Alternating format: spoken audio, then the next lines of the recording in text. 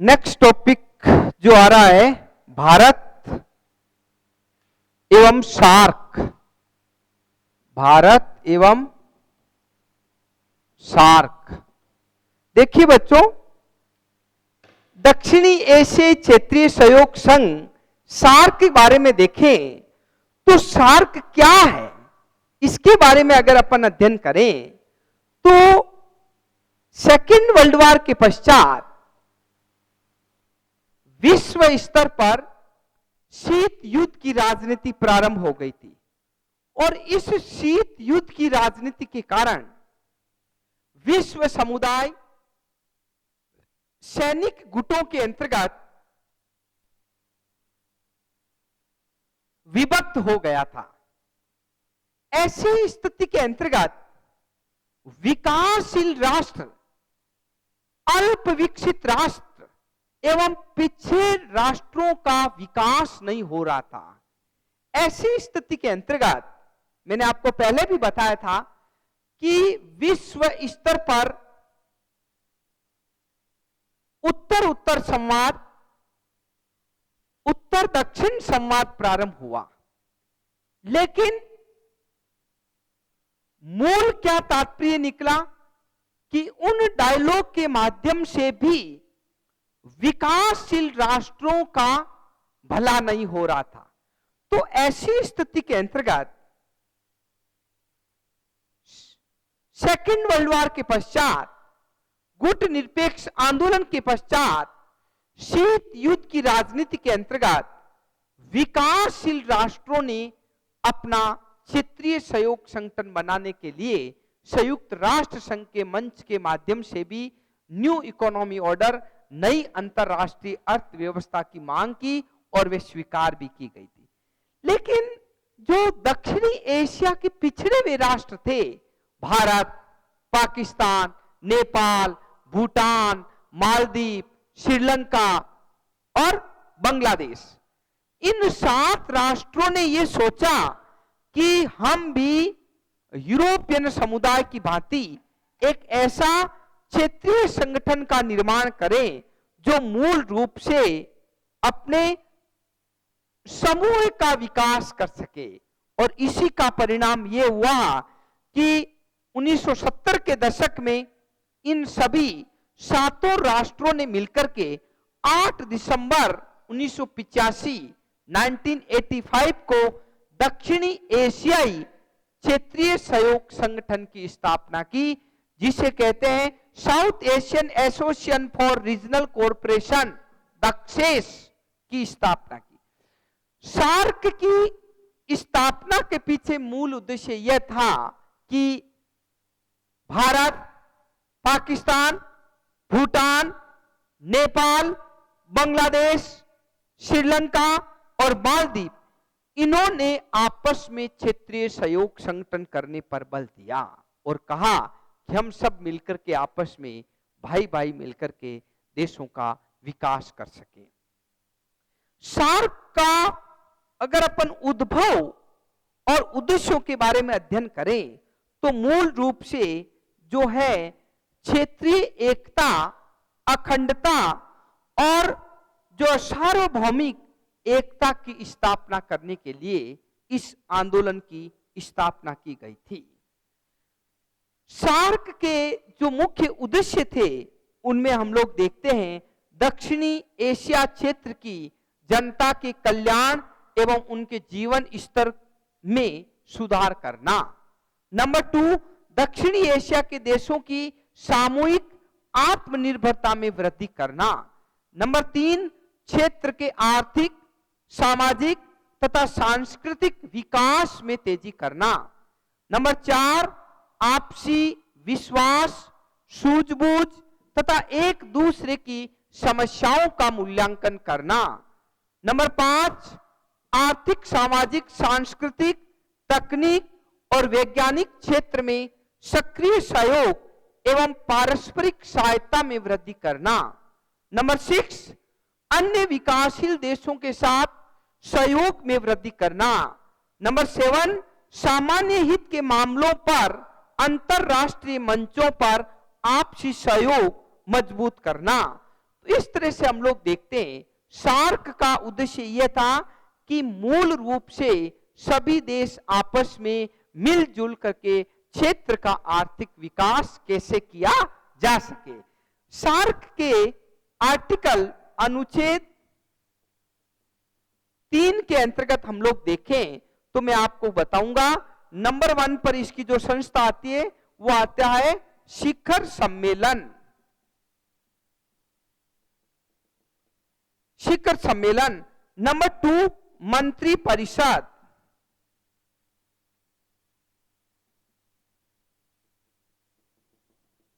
Number 3 स्थायी समिति।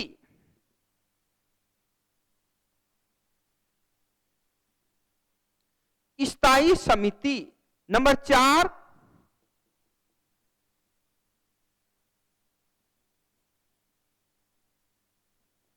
तकनीकी समिति। नंबर 5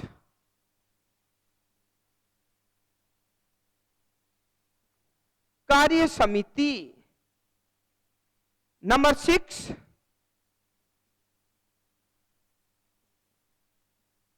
सचिवालय। और नंबर 7 वित्तीय प्रावधान।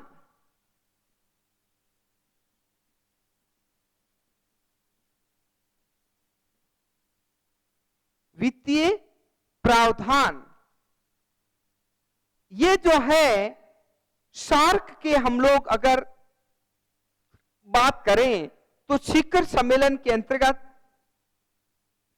7-8 दिसंबर 1985 को प्रथम शिखर सम्मेलन बांग्लादेश की राजधानी ढाका के अंतर्गत आयोजित की गई थी। उसके पश्चात निरंतर प्रतिवर्ष सम्मेलन होते हैं, परंतु कभी कभार विकासशील देशों के अंतर्गत आपसी मतभेद होने के कारण हम लोग देखते हैं कि इनके अंतर्गत शिखर सम्मेलन कंटिन्यू नहीं हो पाते।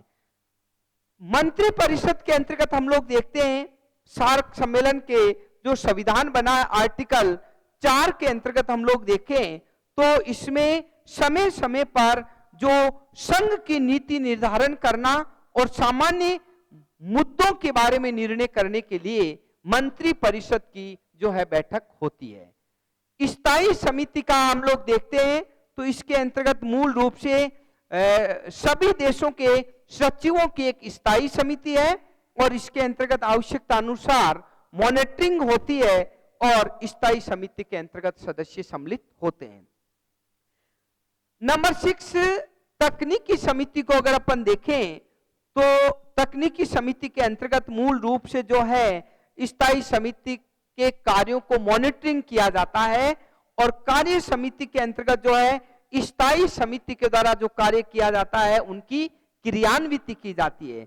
सचिवालय है, सार्क देशों का जो सचिवालय है वो नेपाल की राजधानी काठमांडू के अंतर्गत है और ये मूल रूप से जो है इनका जो महासचिव का पद है वो क्रमवार घूमता रहता है और इस तरह से जो है अलग अलग महासचिव पद पर नियुक्त होते हैं।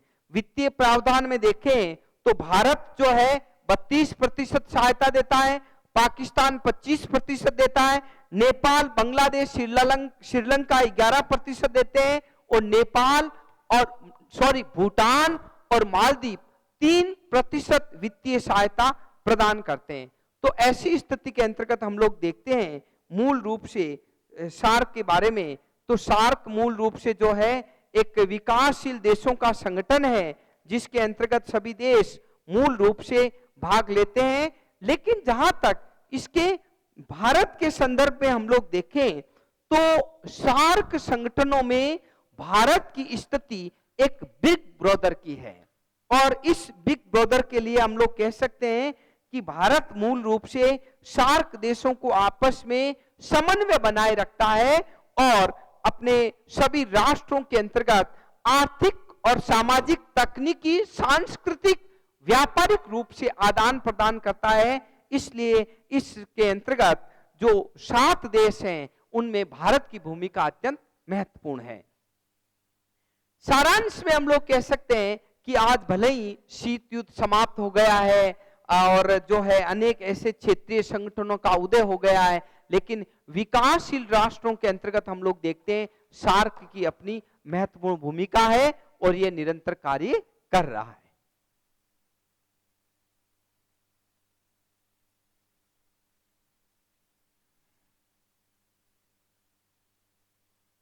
नेक्स्ट टॉपिक आ रहा है अंतरराष्ट्रीय राजनीति में, अंतरराष्ट्रीय राजनीति में अहिंसा एवं शांति। अंतरराष्ट्रीय राजनीति में अहिंसा एवं शांति। देखिए, अहिंसा, नॉन वायलेंस एंड पीस, और जैन विश्व भारती यूनिवर्सिटी जो है वो मॉरल वैल्यूज के ऊपर अहिंसा और शांति के ऊपर ही कार्य कर रही है।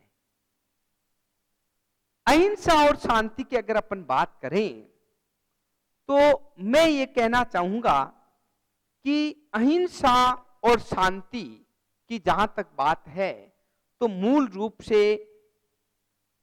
अहिंसा और शांति मूल रूप से केवल दर्शन ही नहीं है, बल्कि ये जीवन का एक आचरण भी है और एक शाश्वत धर्म है। वह मात्र संकटकालीन स्थिति में उबरने का उपाय नहीं है। अहिंसा में असीम शक्ति है। उस शक्ति का जागरण तभी संभव हो सकता है जब उसका बोध हो, शोध हो, प्रशिक्षण हो, प्रयोग हो। इस दिशा में मानव की जीवन हमारी यात्रा जो है आत्मा के अंदर से प्रारंभ होती है। अहिंसा के बारे में मैं आपको बताता हूं कि अगर इसके आधारभूत सिद्धांतों की अगर अपन बात करें तो अहिंसा क्या है। देखिए, अहिंसा के द्वारा हम हृदय परिवर्तन कर सकते हैं, मस्तिष्क परिवर्तन कर सकते हैं, जीवन शैली परिवर्तन कर सकते हैं। तो अहिंसा के जो आधारभूत तत्व है, अहिंसा का जो स्वरूप है, वो एक छोटे से स्तर तक सीमित नहीं है, बल्कि अहिंसा का क्षेत्र बहुत अधिक विस्तृत और व्यापक है। और प्राचीन काल से लेकर हम आज तक अगर अध्ययन करें तो आप लोग देखेंगे कि विश्व स्तर पर सत्य और अहिंसा की ही विजय हुई है। तो ऐसी स्थिति के अंतर्गत अहिंसा और शांति दो ऐसे युगल हैं, दो ऐसे गाड़ी के पहिए हैं, दो ऐसे बैल हैं जिस पर सवार होकर के कोई भी व्यक्ति अपना सफर आसानी से कर सकता है। यानी कि अहिंसा के द्वारा जो है पारिवारिक जीवन को देख लीजिए, सामाजिक जीवन को देख लीजिए, राष्ट्रीय जीवन को देख लीजिए और अंतरराष्ट्रीय जीवन को देख लीजिए। हम नॉन वायलेंस एंड पीस के द्वारा एक जीवन के अंतर्गत उस लक्ष्य को प्राप्त कर सकते हैं जिसके द्वारा विश्व के अंतर्गत आज जो है एक न्यूक्लियर जो परमाणु बम और जो शस्त्रों की होड़ लगी हुई है, वो अहिंसा के द्वारा हम अपने आप को जीत सकते हैं। तो अहिंसा क्या है? अहिंसा जो है मूल रूप से एक सैद्धांतिक स्वरूप की बात करें तो अहिंसा का जो मूल अस्तित्व है वो सभी का शाश्वत धर्म है। अहिंसा क्या है? एक शाश्वत धर्म है। अहिंसा से आध्यात्मिक, वैज्ञानिक व्यक्तित्व का निर्माण होता है। लोकतंत्र के अहिंसा के द्वारा लोकतंत्र का विकास होता है। तो ऐसी स्थिति के अंतर्गत हम लोग देखें नॉन वायलेंस एंड पीस को, तो अहिंसा का जीवन के अंतर्गत बहुत अधिक महत्व है। और अहिंसा के द्वारा हम चाहे कार्ल मार्क्स को ले लें, चाहे लेनिन को ले लें, तो आप लोग देखेंगे कि first international working men's association, कामगारों की अंतरराष्ट्रीय परिषद की जो स्थापना की गई थी, वो मूल रूप से जो है उसके अंतर्गत भी अहिंसा का कहीं न कहीं रूप देखा जा सकता है। तो ऐसी युद्ध स्थिति के अंतर्गत हम लोग देखते हैं कि आज विश्व स्तर पर जो बात है वो कहीं न कहीं किसी न किसी रूप में अहिंसा के रूप में देखी जा सकती है। और अंतरराष्ट्रीय स्तर पर मनुष्य के मस्तिष्क के अंतर्गत अगर कोई आमूल चूल परिवर्तन करना है तो वो अहिंसा के द्वारा, नॉन वायलेंस एंड पीस के द्वारा हम परिवर्तन कर सकते हैं।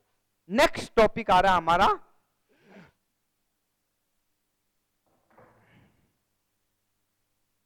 पंचशील एवं शांतिपूर्ण से अस्तित्व।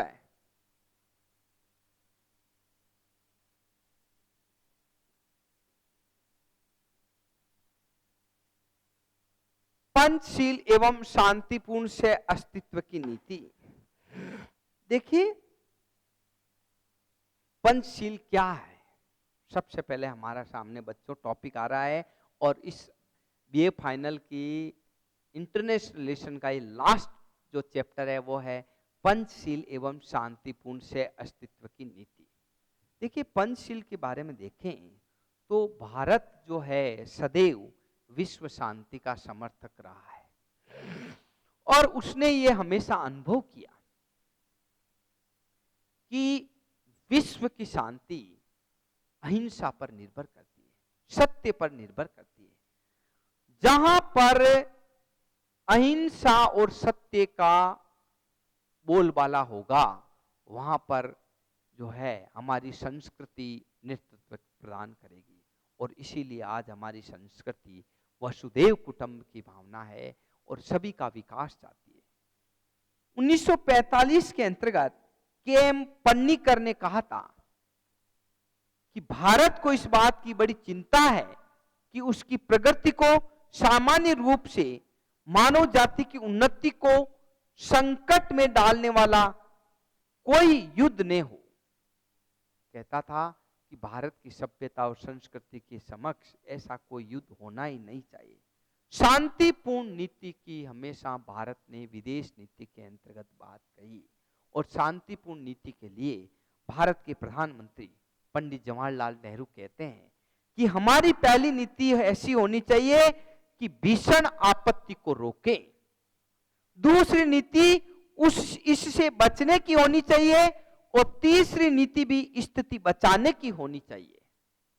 अर्थात युद्ध छिड़ जाए तो हमें उसे रोकने में समर्थ हो सके। अर्थात पंडित नेहरू ने भी 1946 में जब भारत की विदेश नीति का विश्लेषण किया तो उन्होंने हमेशा युद्ध को रोकने का प्रयास किया और ऐसी स्थिति के अंतर्गत भारत की हमेशा जो वैदेशिक संबंधों के बारे में या वैदेशिक जो नीतियां थी उसके बारे में अध्ययन करें तो भारत नेपाल, भारत श्रीलंका, भारत पाकिस्तान, भारत जापान, भारत मिस्र, भारत सोवियत संघ, भारत जो है बांग्लादेश, यानी कि सभी जगह भारत ने अपना दोस्ती का हाथ आगे बढ़ाया, अपना दोस्ती के आगे बढ़ाने की प्रयत्न किया।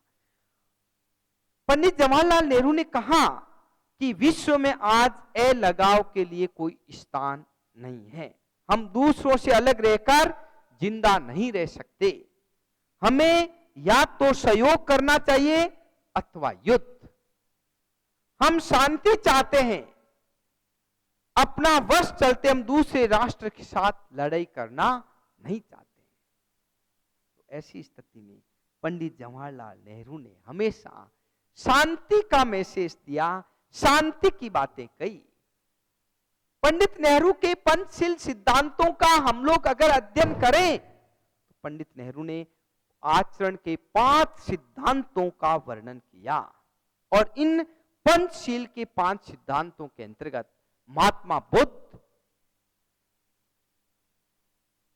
के सिद्धांतों का वर्णन करते हुए उन्होंने कहा, इस बात पर बल दिया कि विश्व के अंतर्गत हम लोग जो है शांति की स्थापना कैसे कर सकते हैं। तो ऐसी स्थिति के अंतर्गत हम लोग देखते हैं जो महात्मा बुद्ध ने कहा और जो महात्मा बुद्ध ने जो नीति दी उसके बारे में हम लोग देखें तो आप लोग देखेंगे कि बुद्ध ने 5 व्रतों की अभिव्यक्ति किया था, 5 व्रतों को अभिव्यक्त किया था। और ये व्रत थे, चाहे भगवान महावीर के देखो और चाहे महात्मा बुद्ध के देखो, अहिंसा, सत्य, ब्रह्मचर्य, सत्य का भाषण और मध्य त्याग, शराब का निषेध। महात्मा बुद्ध के इन 5 व्रतों का संबंध व्यक्ति के आचरण तथा अर्थात व्यवहार से था। आधुनिक समय में इंडोनेशिया के डॉक्टर सुकर्ण ने 1 जून 1945 को अपनी विदेश नीति के संबंध में इस बात पर बल दिया। 5 सिद्धांत दिए थे: राष्ट्रवाद, मानवता में विश्वास, स्वाधीनता, सामाजिक न्याय और ईश्वर विश्वास। तो ऐसी स्थिति के अंतर्गत हम लोग देखते हैं कि 24 जून 1954 को चीन के प्रधानमंत्री चाउ एन लाई और भारत के प्रधानमंत्री पंडित जवाहरलाल नेहरू ने पंचशील पर विश्वास किया, क्योंकि देश की आजादी के पश्चात भारत और चीन दोनों हिंदी चीनी भाई भाई गले लगाते थे और चाउ एन लाई और भारत के प्रधानमंत्री पंडित जवाहरलाल नेहरू ने आपस के अंतर्गत दोस्ती का हाथ बढ़ाया। ऐसी स्थिति में एशिया के प्राय सभी देशों ने पंचशील के सिद्धांतों को स्वीकार कर लिया। अप्रैल 1955 में बांडुंग सम्मेलन में इन पंचशील के सिद्धांतों को पुनः विस्तृत रूप प्रदान किया गया और उसके पश्चात 1959 के अंतर्गत 82 राष्ट्रों ने संयुक्त राष्ट्र महासभा ने इस पंचशील सिद्धांतों को संयुक्त राष्ट्र संघ महासभा के अंतर्गत स्वीकार किया। पंचशील सिद्धांतों के बारे में आस्था व्यक्त करते हुए भारत के प्रथम प्रधानमंत्री पंडित जवाहरलाल नेहरू ने कहा, सभी राष्ट्र एक दूसरे की प्रादेशिक एकता, अखंडता और संप्रभुता का सम्मान करें। नंबर 2, कोई राज्य दूसरे राज्य पर आक्रमण न करे और दूसरों की राष्ट्रीय सीमाओं का अतिक्रमण न करें। किसी राज्य की सीमा का कोई दूसरा राज्य भंग न करें। नंबर 3, कोई भी राज्य किसी दूसरे राज्य के आंतरिक मामलों में हस्तक्षेप न करें। नंबर 4, प्रत्येक राज्य एक दूसरे के साथ समानता का व्यवहार करें तथा पारस्परिक हित में सहयोग प्रदान करें। नंबर 5, सभी राष्ट्र शांतिपूर्ण सह अस्तित्व की नीति के अंतर्गत विश्वास करें। पंडित नेहरू ने इन 5 पंचशील सिद्धांतों के माध्यम से संपूर्ण विश्व को मैसेज दिया कि हम शांतिपूर्ण अस्तित्व के द्वारा हम विकास कर सकते हैं। पंचशील सिद्धांतों के बाद में अनेक चुनौतियां आई, लेकिन जो स्थिति थी वो मूल रूप से हिंदी चीनी भाई भाई के नारे के लगा रहे थे, लेकिन जब चाइना ने भारत पर आक्रमण कर दिया तो उसके पश्चात जो है स्थितियां बिगड़ गई थी। लेकिन इनके सामने ये आदर्श मात्र था, सिद्धांतों के क्रियान्विति में मशीनरी का अभाव था, तो अनेक समस्याएं थी।